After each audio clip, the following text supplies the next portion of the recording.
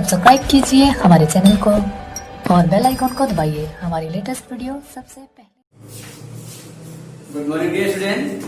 तो आज का जो हमारा टॉपिक है वैद्युत चालन का, वो क्या है? वैद्युत प्रतिरोध है। आज हम जानेंगे इस वीडियो में कि बच्चों वैद्युत प्रतिरोध क्या होता है, इसका मात्रक क्या होता है, बीमा क्या होता है, इस प्रतिरोध को प्रभावित करने वाले कारक कौन कौन से होते हैं, किस कारक से प्रतिरोध का मान ज्यादा हो जाता है किसी सर्किट में, किसके कारण कम हो जाता है, और जानेंगे कि वैद्युत चालकता क्या होता है। इसके बाद जानेंगे कि विशिष्ट प्रतिरोध क्या होता है या प्रतिरोधकता क्या है।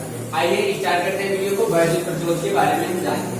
जैसा कि बच्चों अगर इसको तोड़े तो क्या मिलेगा? वैद्युत ठीक है।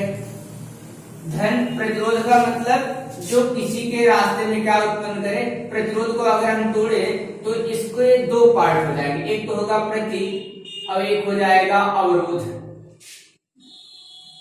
प्रति का मतलब हो गया कि दूसरे के, अवरोध का मतलब क्या होगा? दूसरे के मार्ग में हम एक तरह से बोल सकते हैं बच्चों। और अवरोध का मतलब क्या हो गया? रुकावट। मतलब जो दूसरे के मार्ग में रुकावट उत्पन्न करे वही प्रतिरोध है। और दूसरे के मार्ग का मतलब यहाँ पे होगा वैद्युत का मतलब करंट से है, अर्थात धारा।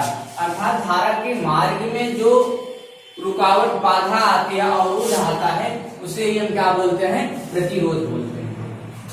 मतलब जैसे मान लीजिए कोई चालक है, कोई भी कंडक्टर है, क्योंकि कंडक्टर होगा तभी उसमें आवेश का प्रवाह होगा, और जब आवेश का प्रवाह होगा तभी विद्युत का प्रवाह होगा, करंट फ्लो होगा। तो जब इसमें करंट फ्लो होता है, चालकता है, तो बहुत कहीं धारा हो सकता है, कभी ज्यादा कभी कम हो जाता है, या इस सिरे पे जो धारा है क्या वही इस सिरे पर भी धारा होती है? ऐसा नहीं होता है। धारा के मार्ग में कुछ रुकावट उत्पन्न होता है, उस रुकावट को ही हम क्या बोलते हैं बच्चों? वैद्युत प्रतिरोध बोलते हैं। तो हम वैद्युत प्रतिरोध को कह सकते हैं कि वैद्युत प्रतिरोध क्या है कि धारा के मार्ग में जो अवरोध या रुकावट उत्पन्न होती है उसे हम क्या कहते हैं? वैद्युत प्रतिरोध कहते हैं। लिख सकते हैं बच्चों इसको हम क्या लिख सकते हैं कि धारा के मार्ग में, या लिख सकते हैं किसी चालक, भाई चालक होगा तभी धारा का प्रवाह होगा, किसी चालक में प्रवाहित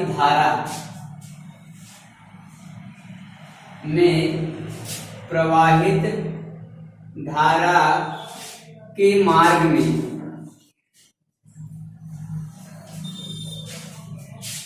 जो रुकावट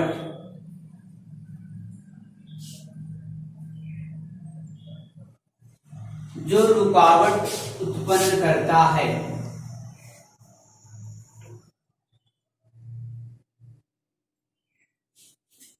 उसे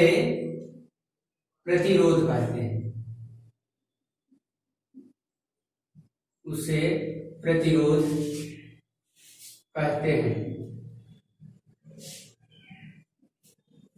बच्चों इसे आर से प्रदर्शित किया जाता है। कैलकुलेटर का आर जो है, इसे आर से प्रदर्शित करते हैं। आर मींस क्या होता है बच्चों? रेजिस्टेंस जिसको बोलते हैं। तो उसका पहला जो कैलकुलेटर का अक्षर है आर से, इसको हम प्रदर्शित करते हैं। बच्चों अगर हम ओम्स लॉ चले तो ओम्स लॉ प्रीवियस वीडियो में बच्चों पढ़ाया गया कि किसी सर्किट में का जो विभवांतर है उसमें बहने वाली धारा का जो रेशियो होता है वो क्या होता है? एक नियतांक होता है, जहां पे नियतांक हमको मिला था क्या? आर। आर ही क्या होता है बच्चों? वैद्युत प्रतिरोध है, यहाँ पे हमने लिखा। तो अगर ओम्स लॉ के अनुसार हम वैद्युत प्रतिरोध की डिफिनेशन देना चाहें तो क्या कह सकते हैं? विभवांतर, किसी चालक का विभवांतर और धारा का जो अनुपात होता है प्रतिरोध के बराबर होता है। इसको ऐसे भी हम लिख सकते हैं, या करके किसी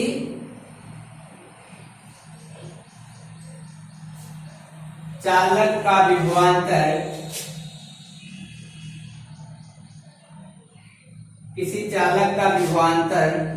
और उसमें बहने वाली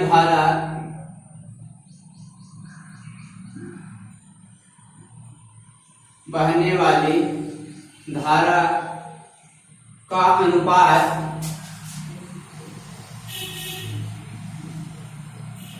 वैद्युत प्रतिरोध कहलाता है। वैद्युत प्रतिरोध कहलाता है।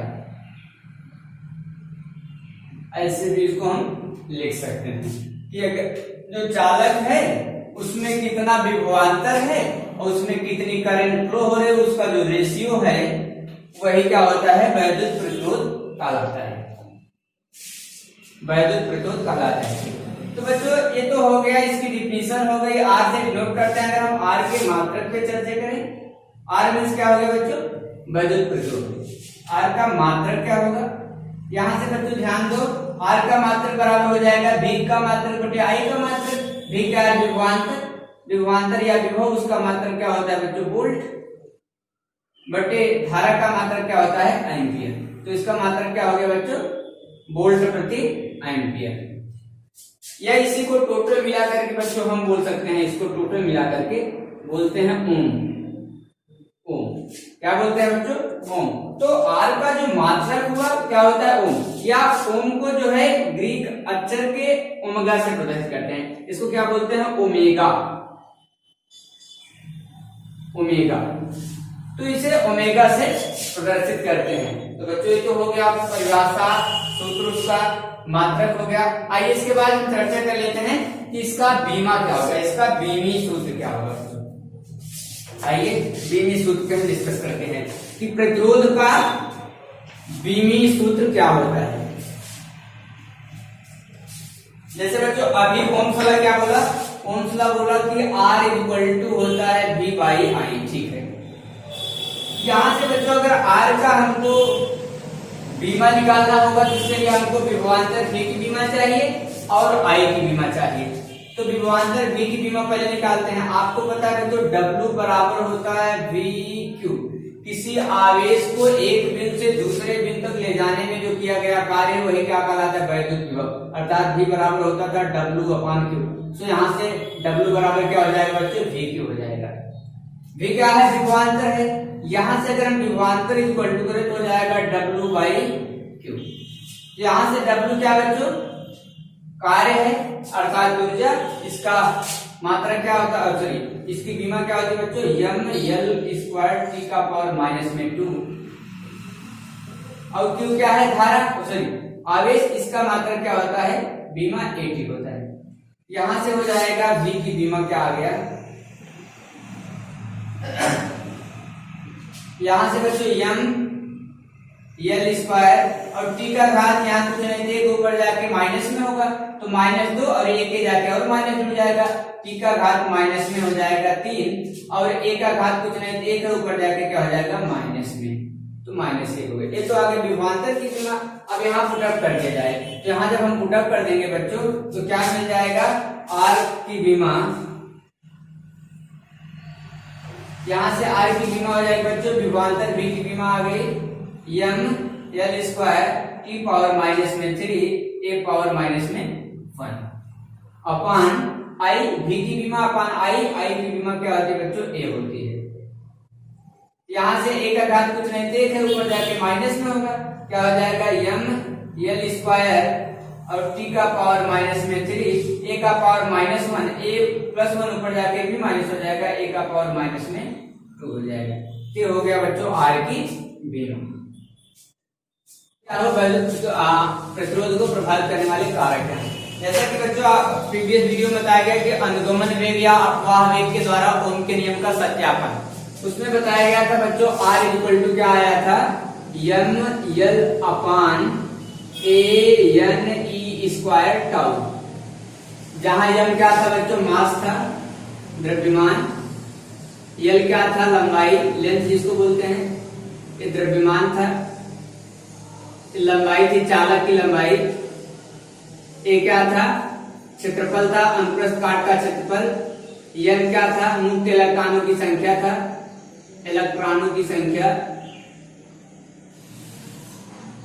E क्या था, एक इलेक्ट्रॉन पर आवेश, एक इलेक्ट्रॉन पर आवेश है, और टाउ क्या था बच्चों, श्रांति काल था।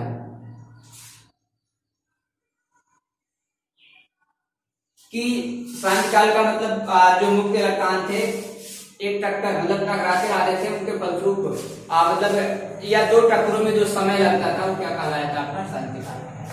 तो यहाँ से बच्चों हम अगर देखें तो यहाँ से आर किस पर डिपेंड कर रहा है, लंबाई पर डिपेंड करेगा। पहला पॉइंट क्या मिलेगा, आर किस पर डिपेंड कर रहा है, लंबाई पे।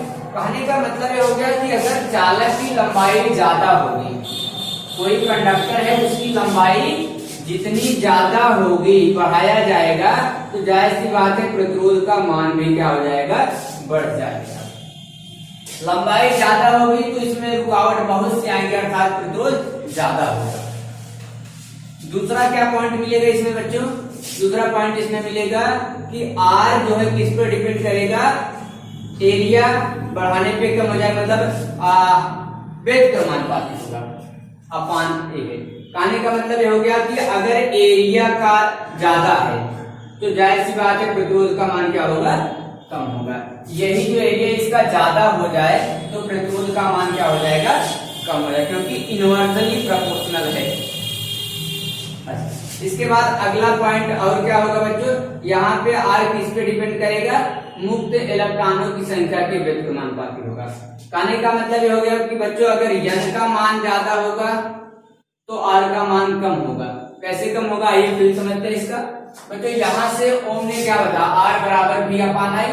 तो कहने का मतलब यह है कि अगर i का मान ज्यादा हो जाएगा तो जाहिर सी बात है r का मान क्या आएगा, कम आएगा, क्योंकि i बढ़ाने पर जितने ज्यादा से हम भाग देंगे r का मान उतना कम आएगा। और आपको पता है कि q बराबर क्या होता है, NE या I बराबर Q अपान T या I बराबर NE अपान T।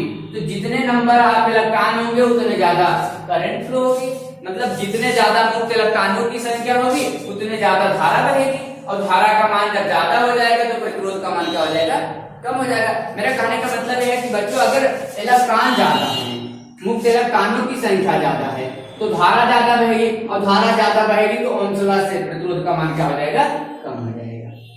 अगला पॉइंट क्या है, चौथा पॉइंट क्या मिलेगा, आर किस पे डिपेंड करेगा, शांति काल पे डिपेंड करेगा। मतलब जितना शांति काल ज्यादा होगा आर का मान उतना कम होगा। क्यों, क्योंकि बच्चों शांति काल डिपेंड करता है टेम्परेचर पे।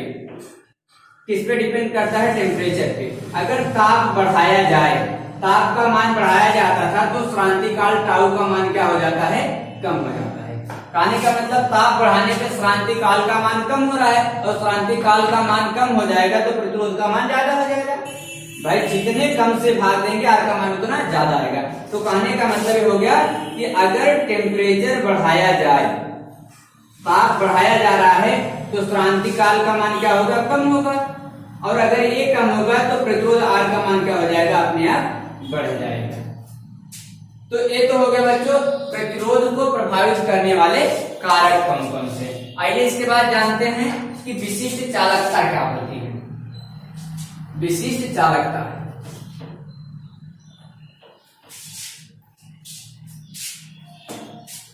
क्या है, विशिष्ट चालकता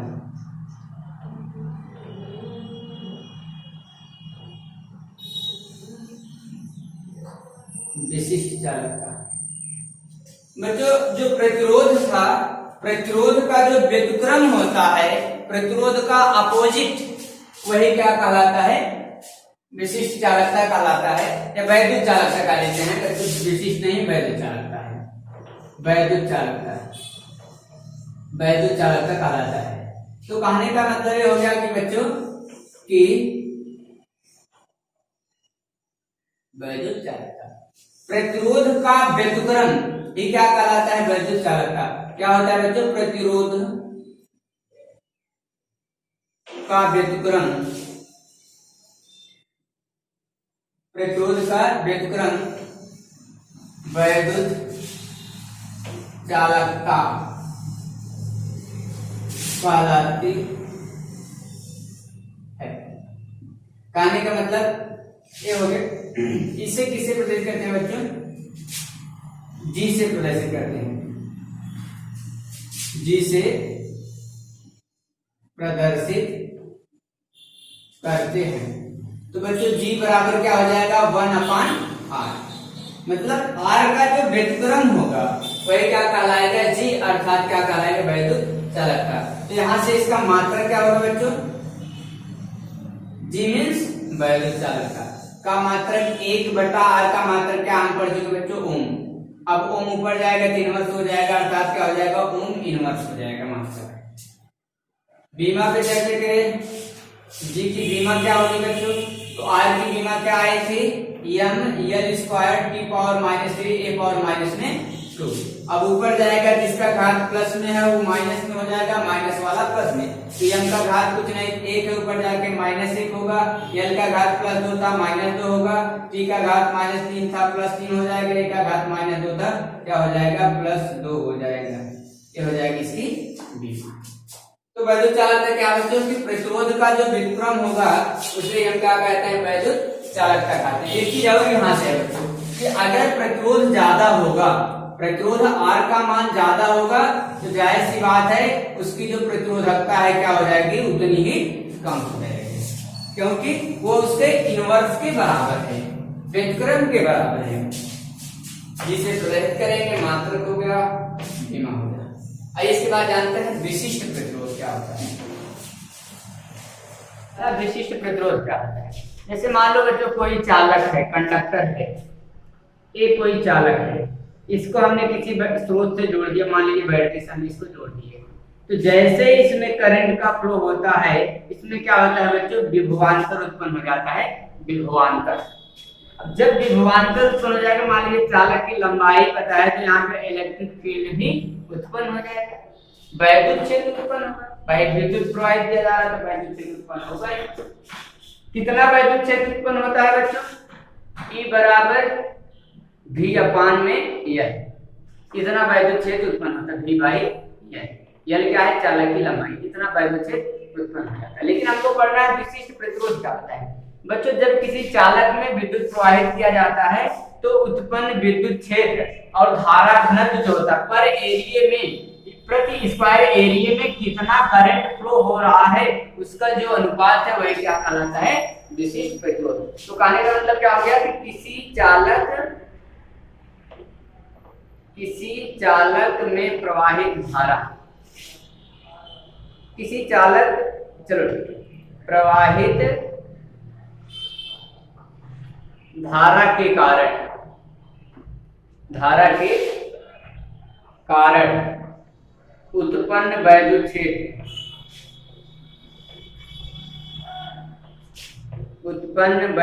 क्षेत्र तथा धारा घनत्व के अनुपात को विशिष्ट प्रतिरोध कहते हैं। क्या कहते हैं, विशिष्ट प्रतिरोध कहते हैं बच्चों। इसे सिग्मा से प्रदर्शित किया है,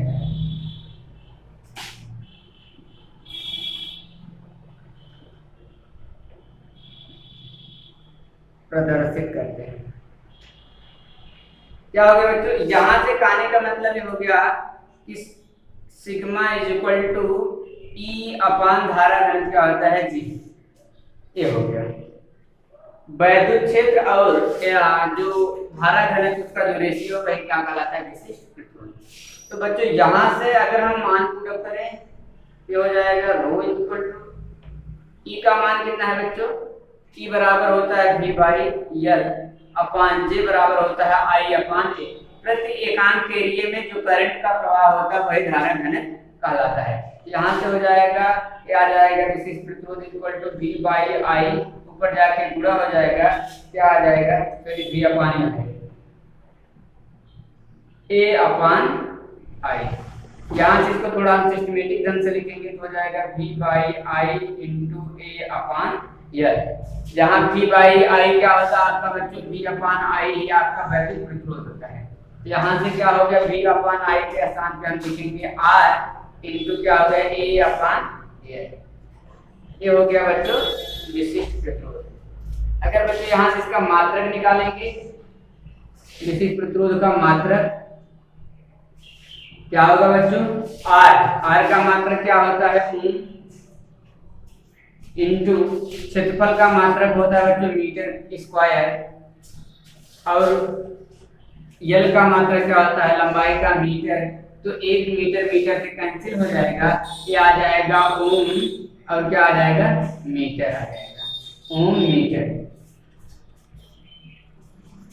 ओम मीटर। बीमा क्या हो जाएगा बच्चों,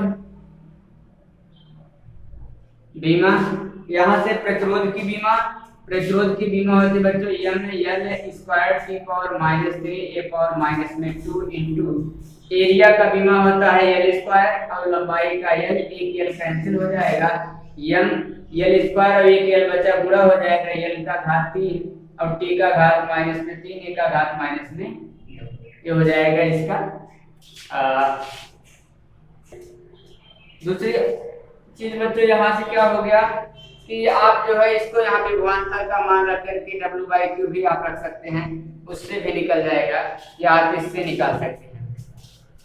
कि इसकी परिभाषा हो गई कि प्रति एकांक लंबाई प्रति एकांक क्षेत्रफल में जो धारा का प्रवाह हो रहा है, धारा घनत्व जिसे हम कहेंगे, और उत्पन्न जो इलेक्ट्रिक फील्ड है, उन दोनों का जो रेशियो वही आपका क्या कहलाएगा, विशिष्ट प्रतिरोध कहलाएगा। इसका एक नया नाम और है बच्चों प्रतिरोधकता, जिसको हम बोलते हैं प्रतिरोधकता। ये हो गया, रो से प्रदर्शित करते हैं, मात्रक, बीमा, सब कुछ हो गया। तो बच्चों आज की वीडियो में बस इतना ही। वीडियो अच्छा लगा हो तो लाइक करिएगा, ज्यादा से ज्यादा शेयर करिएगा, और जो भी समस्या है कमेंट बॉक्स में जरूर बताइएगा। Thank you.